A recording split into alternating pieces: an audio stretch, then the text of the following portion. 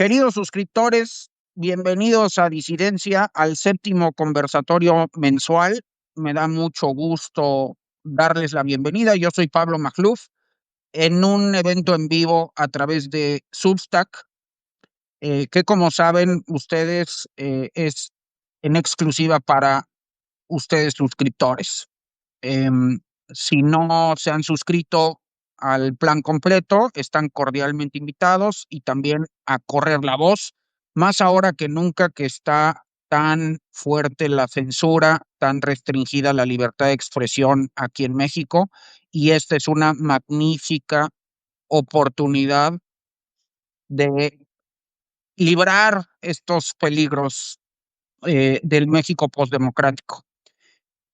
Sin más por el momento, tenemos el privilegio de contar hoy con ni más ni menos que Enrique de la Madrid, a quien ustedes ya conocen muy bien. Fue aspirante presidencial por el Frente Amplio por México, ex secretario de Turismo en el sexenio de Enrique Peña Nieto y hoy es consultor. Me da mucho gusto darle la bienvenida y gracias por su tiempo, estimado Enrique de la Madrid. A ti, gracias, Pablo, gracias por la oportunidad y con gusto saludar también a tus suscriptores. Bueno, pues nosotros somos los agradecidos contigo y esta es una magnífica oportunidad para hacerte preguntas a ti directamente. Yo las voy a moderar, ustedes las escriben allá abajo. Ya tenemos preguntas anticipadas que iremos haciendo en orden para ti y el chiste aquí es platicar en caliente como si fuera una especie de town hall digital. Yo siempre hago la primera pregunta por ser el conductor. Entonces, estimado Enrique, pues es un poco obvio lo que te voy a preguntar. A lo mejor ya te lo imaginas, pero pues la pregunta es si quieres ser presidente en el 2030. Bueno, si yo pudiera con eso contribuir a un mucho mejor país, pues es un tema sin duda que vería con mucho interés. Hay que ver cuáles son las condiciones para entonces, hay que ver dónde estamos, hay que ver qué hacer de aquí entonces. Porque a veces, Pablo, cuando veo yo que nos ponemos metas tan lejanas, entonces pareciera ser que no hacemos lo que nos toca hacer. Incluso a veces cuando también hablamos de las elecciones del 27, ¿verdad? Pues a mí lo que me preocupa luego de esa conversación es que entonces, bueno, entonces aquí entonces empezamos.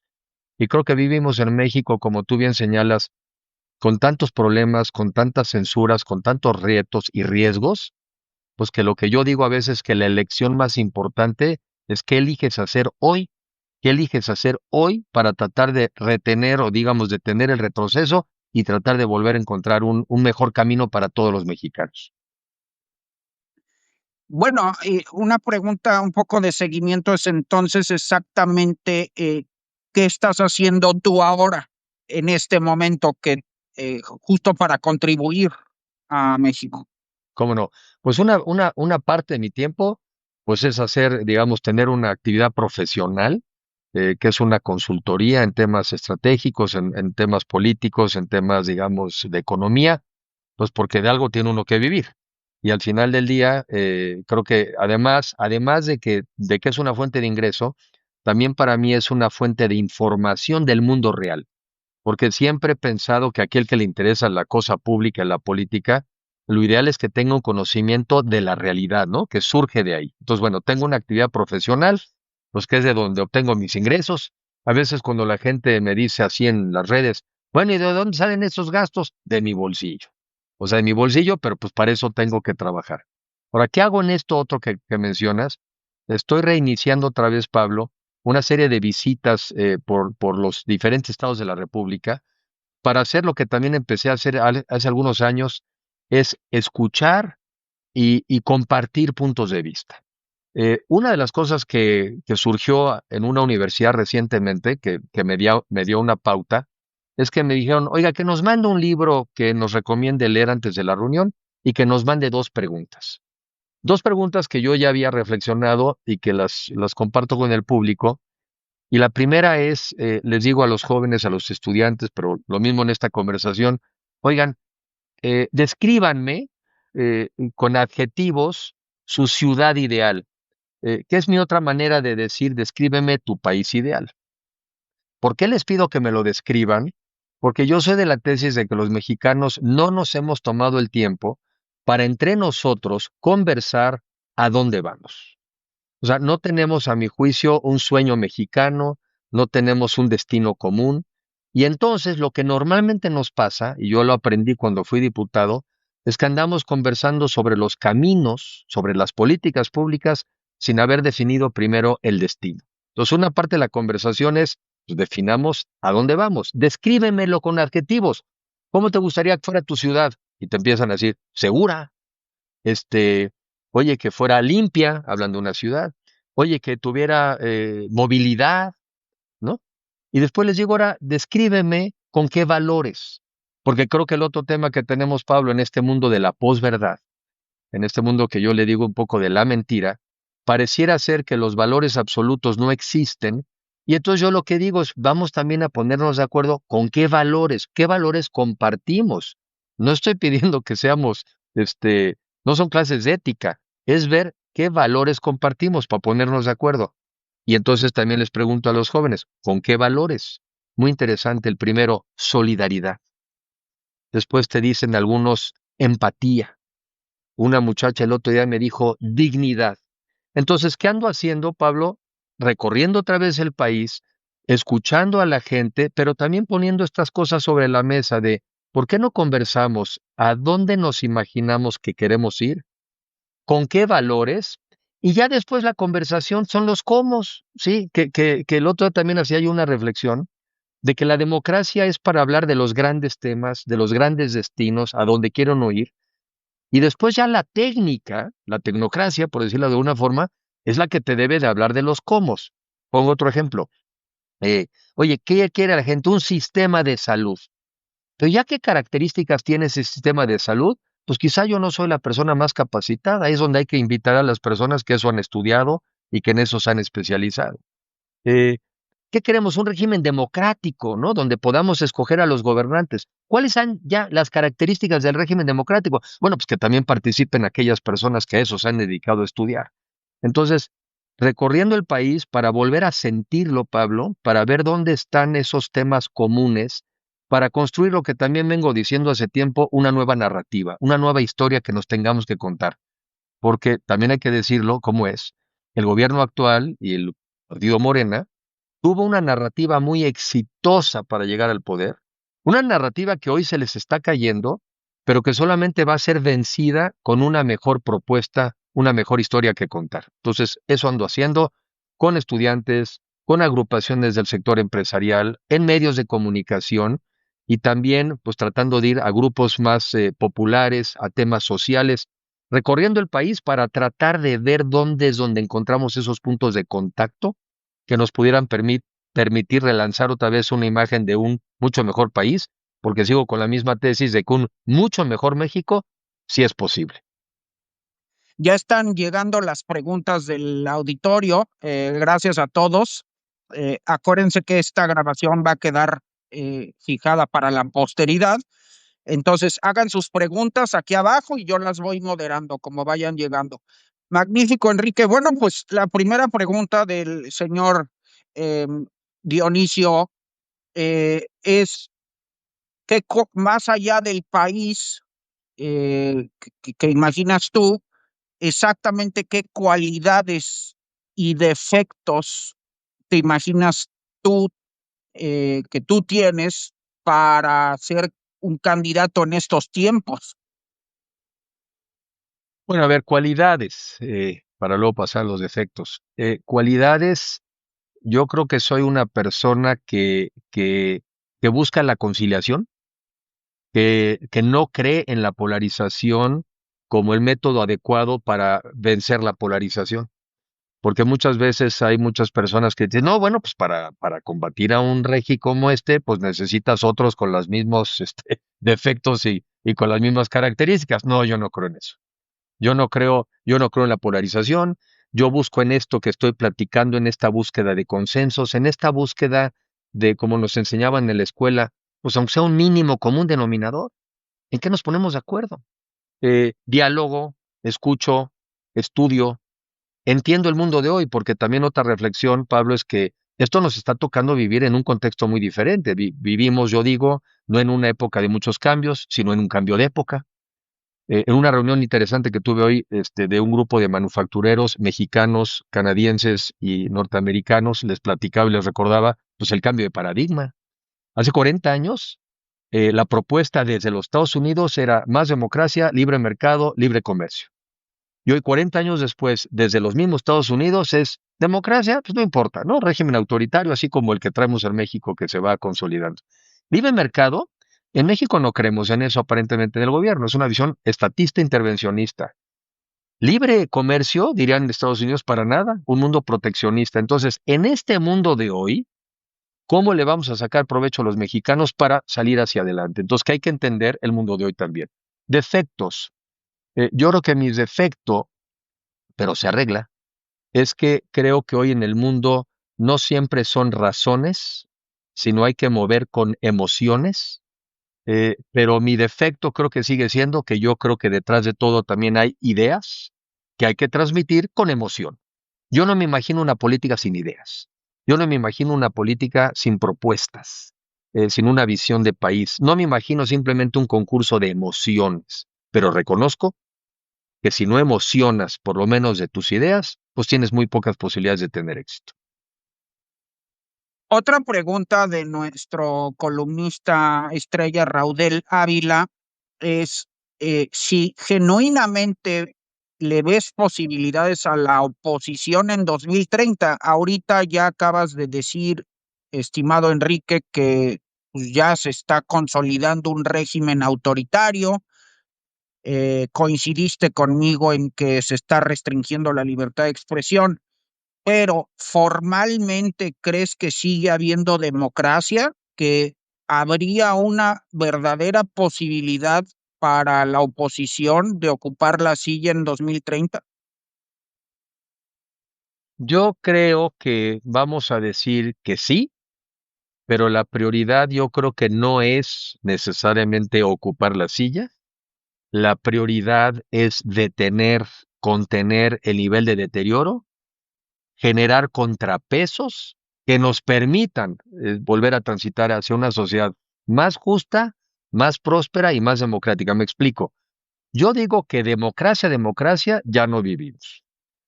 Dos características. En una democracia electoral tiene que haber cuando menos dos características. Equidad en la competencia, que quiere decir que cuando menos estás compitiendo en igualdad de condiciones, y eso en México ya no existe.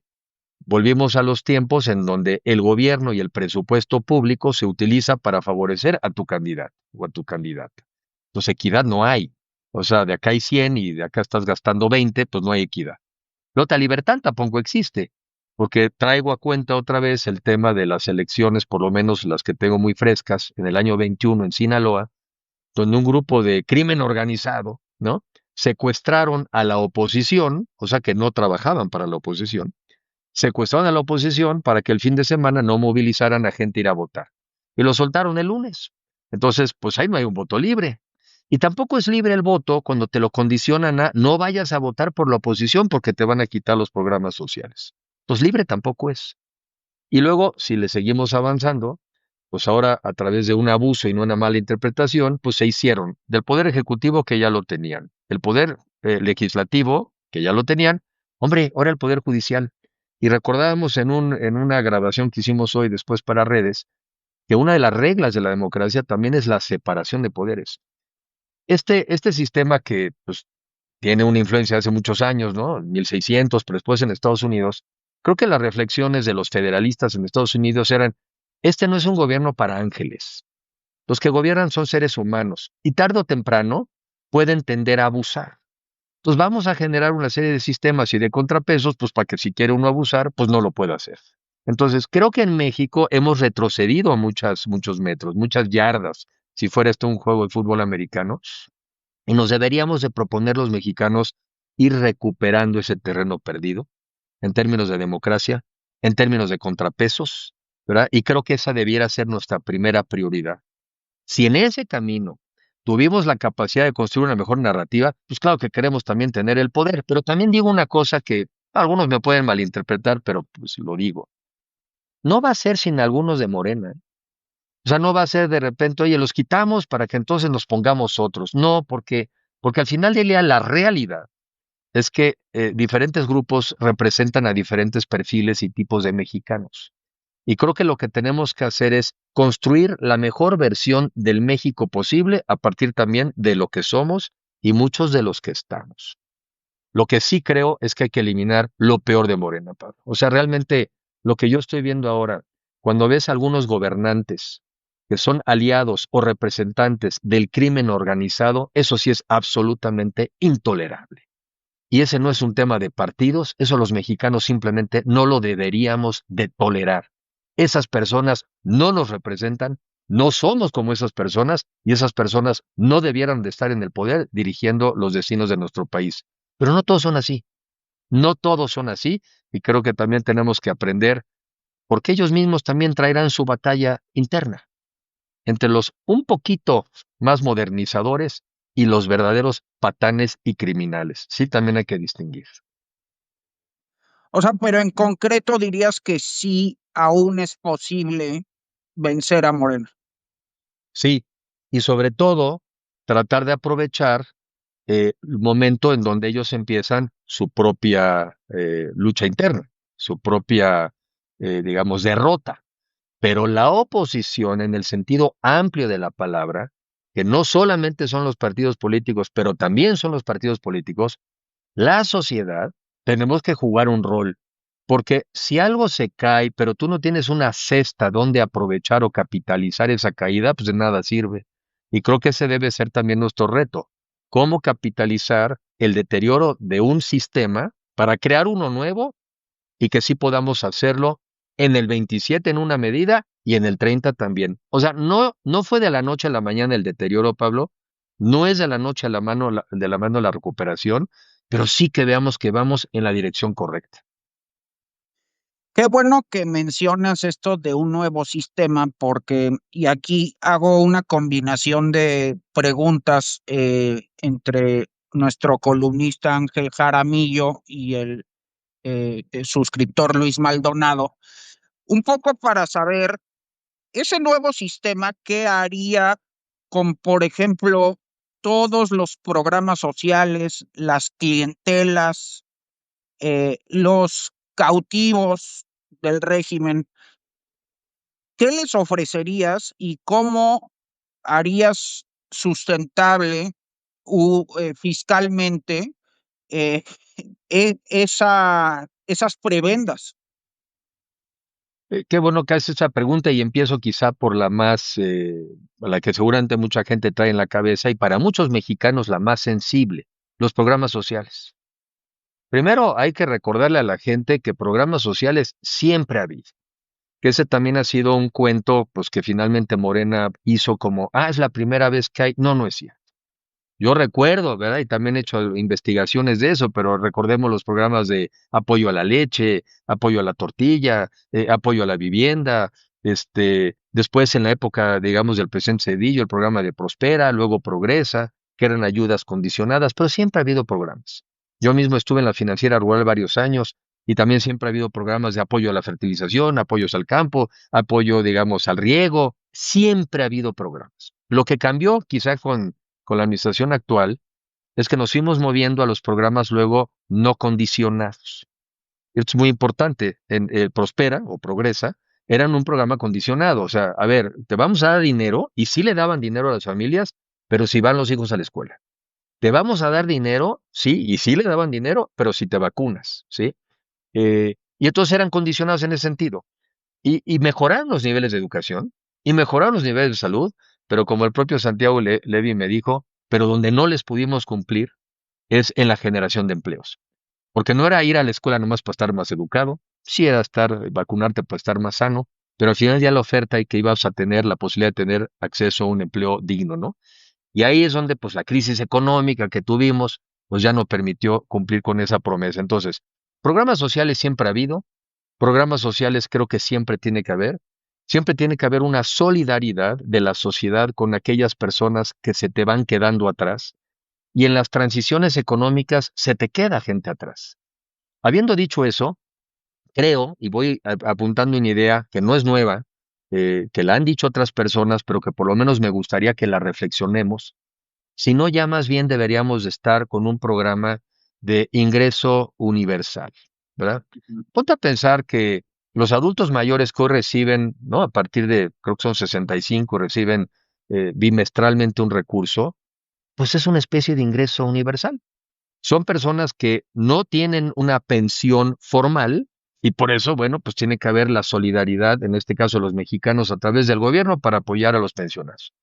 Ponte a ver que se apoya a madres solteras, a jóvenes con becas para que estudien. En fin, son mucho, sembrando vidas.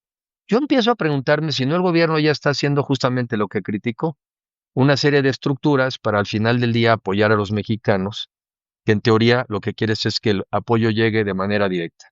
Entonces, ayuda siempre va a haber. Lo que creo que debemos de hacer es que sea de tal forma que se te apoya porque eres mexicano, ¿verdad? Entonces hay que luego ver siempre la rayita, ¿no? A partir de quién. Y que además nunca, nunca nadie te lo pueda quitar, votes por quien votes. Creo que ya llegamos al punto en donde tenemos que darle garantía a los mexicanos que reciben programas sociales que nadie se los va a quitar. Hoy pareciera ser que es casi el único elemento de una oferta política de un partido. Yo te lo ofrezco y él te lo quita. Es una amenaza. No estoy peleado con los programas sociales y me parece que nuestros problemas vienen de otro lado. Doy un dato. Las pérdidas de Pemex, nada más del año pasado, que fueron de 38,000 millones de dólares, con las pérdidas de Pemex, hubiéramos comprado a valor de mercado Twitter, hubiéramos comprado Ford Motor Company, o pudimos haber comprado United Airlines, ¿no? O pudimos haber comprado no sé cuántas refinerías en los Estados Unidos. Lo que le quiero transmitir a la gente no son los programas sociales el problema de las finanzas públicas del país, son otros. Muy buena respuesta, estimado Enrique. Bueno, bienvenidos todos. Siguen llegando las preguntas. Karen Díaz, suscriptora, pregunta, Enrique, ¿por qué renunciaste al PRI? ¿Cambiaron sus convicciones? ¿Cambiaron las tuyas? ¿Cambiaste de cara al futuro? Exactamente, ¿cuál es la razón? Sí, a ver, la razón principal, pues después de un análisis que obviamente reflexioné mucho porque yo estuve muchos años en una militancia en el PRI, no siempre una militancia partidista clara, pero finalmente estaba yo involucrado y además así de pasadita muy rápido, ¿no? Mi papá fue candidato a la presidencia del PRI y gracias al PRI yo pude vivir también esa experiencia y él pudo vivir la experiencia de servirle a su país desde la presidencia. Yo fui diputado federal en la 58 legislatura en el 2000 por el PRI. Y después participé en el gabinete de un gobierno priista, ¿no? Como secretario de Turismo. Entonces yo tengo muchas razones para estar agradecido con el PRI y porque también he estudiado al PRI en su historia, ¿verdad? En su historia. Pero para hacer luego la respuesta más corta, ya recientemente, y esa es una decisión individual, yo pensé que para mí ya no era la plataforma en donde yo podía hacer dos cosas escuchar mejor, porque muchas veces, y lo he notado, parece mentira, muchas veces cuando ya llegas, digamos, fuera de un partido, para muchas personas como que la conversación se abre. Ah, ok, no me estás viniendo a ofrecer nada ahorita, no me estás viniendo a pedir algo. Entonces, creo que hacerlo desde fuera de una plataforma partidista, y en este caso del PRI, me permite escuchar mejor, pero también me permite ser mejor escuchado. Entonces simplemente yo llegué a mi reflexión, digo, a ver, la plataforma del PRI para mí hoy no me permite esos temas y yo todavía quiero contribuir, porque estoy muy lejos de lograr lo que yo querría ver, que es un país de oportunidades, un país de clases medias, un país próspero, porque como país tenemos todo para estar ahí y todos los días parece que nos alejamos. Entonces yo quería un poco eso, Pablo, a partir de dónde creo que puedo aportar más y mi conclusión es no desde la militancia que yo tenía antes. Oye, perdón que me meta con algo personal, me muero de ganas de preguntarte.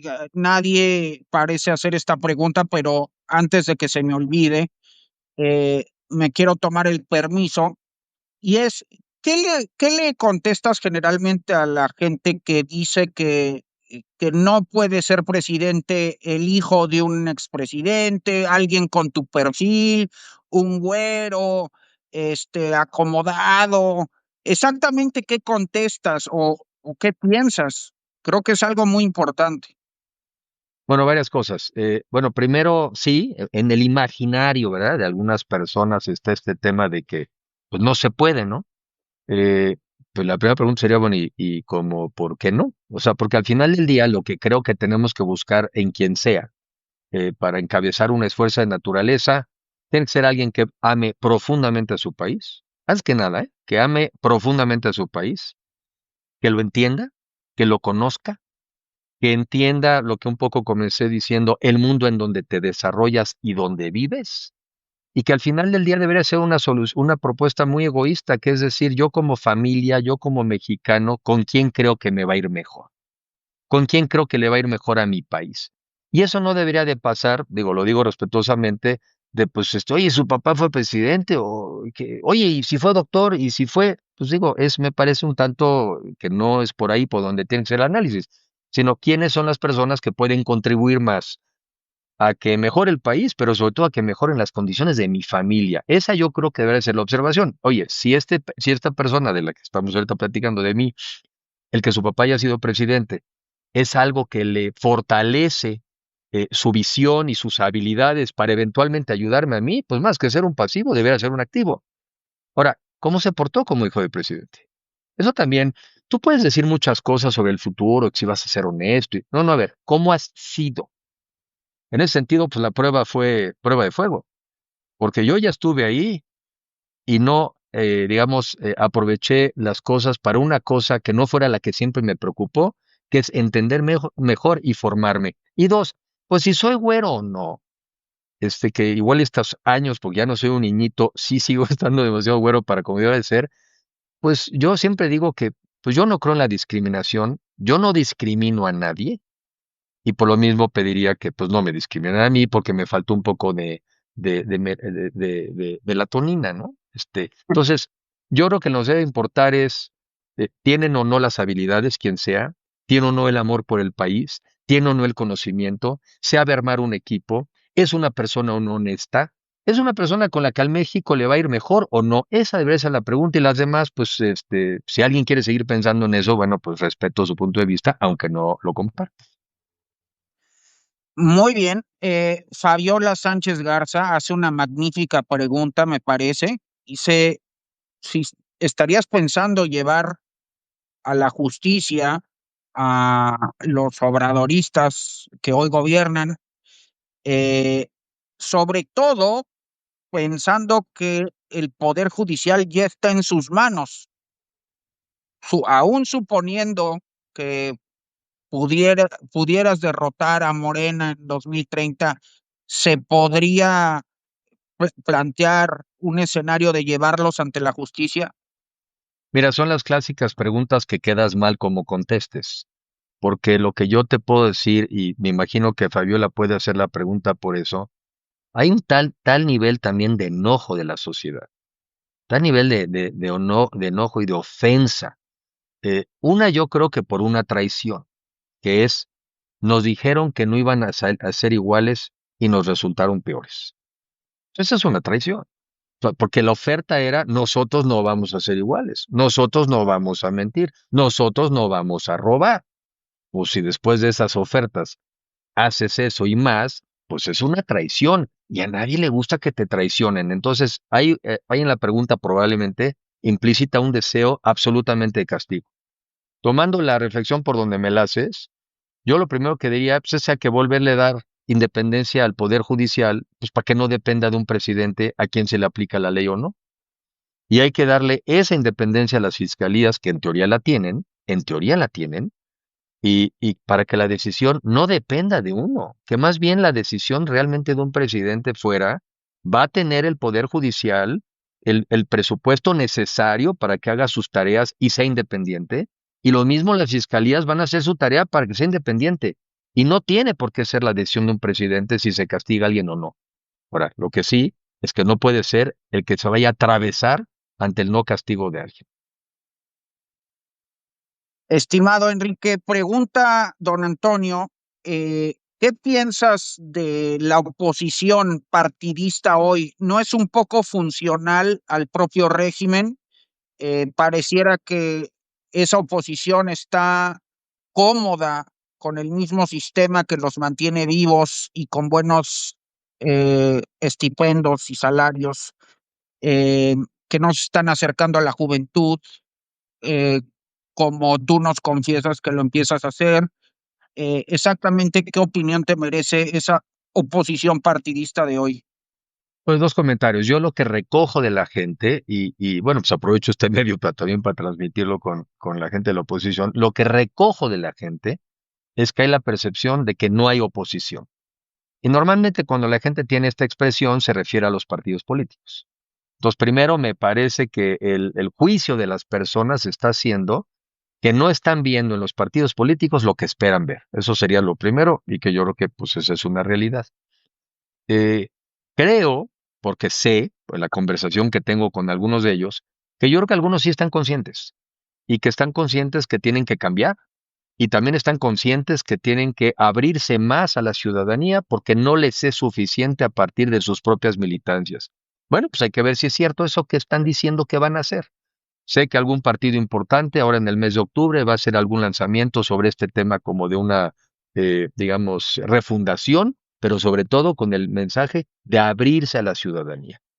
Ahora, habiendo dicho eso, creo que es obligación de todos nosotros exigirles, porque, porque tenemos derecho a exigirles, porque les pagamos.